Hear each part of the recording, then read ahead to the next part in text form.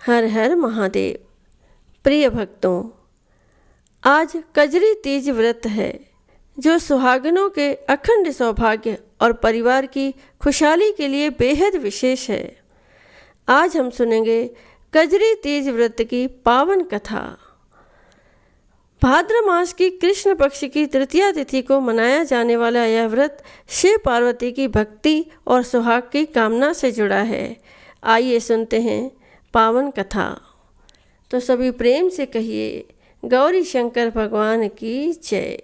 मान्यता है कि इस दिन माँ पार्वती और शिव जी की पूजा करने से अखंड सौभाग्य का आशीर्वाद प्राप्त होता है। साथ ही सुख समृद्धि की प्राप्ति के साथ सभी मनोकामनाएं भी पूरी होती है। इस दिन पूजा के दौरान कजरी तीज की व्रत कथा का श्रवण या पठन जरूर करना चाहिए, तभी पूजा पूर्ण मानी जाती है। कजरी तीज की व्रत कथा इस प्रकार है। बोलिए श्री गणेश भगवान की जय। बोलिए गौरी शंकर भगवान की जय। पौराणिक कथा के अनुसार एक गांव में एक ब्राह्मण और ब्राह्मणी रहते थे जो बहुत गरीब थे। ब्राह्मण की पत्नी ने कजरी तीज का व्रत रखा।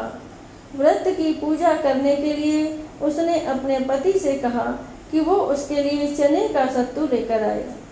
ये सुनकर पति बहुत हैरान परेशान हो गया, क्योंकि उसके पास सत्तू खरीदने के लिए पैसे नहीं थे। परंतु कुछ देर सोचने के बाद उसने चोरी करने का विचार बनाया। रात का समय था और ब्राह्मण चोरी करने निकल गया। वो एक साहूकार की दुकान में पहुंचा। चोरी करने के बाद वो जैसे ही बाहर निकलने लगा, साहूकार की नींद खुल गई और उसने ब्राह्मण को पकड़ लिया। उधर चांद निकल गया।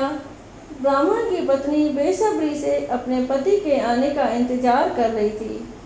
जब ब्राह्मण पकड़ा गया तो उसने साहूकार से बहुत माफ़ी मांगी और कहा कि वो कोई चोर नहीं है, मजबूरी की वजह से उसे चोरी करनी पड़ी।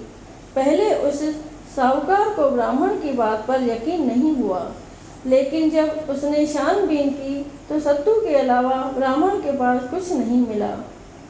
ब्राह्मण की सारी बातें सुनने के बाद साहूकार ने कहा कि वो उसे माफ़ कर देगा, लेकिन एक शर्त पर।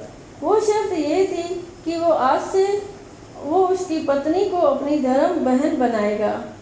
इन सारी बातों के बाद साहूकार ने बहुत सा सत्तू, गहने, मेहंदी और पैसे देकर ब्राह्मण को प्रेम से विदा कर दिया।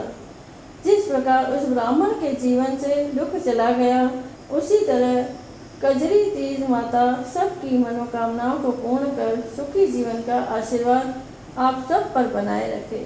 बोलिए गौरी शंकर भगवान की जय। बोलो तीज माता की।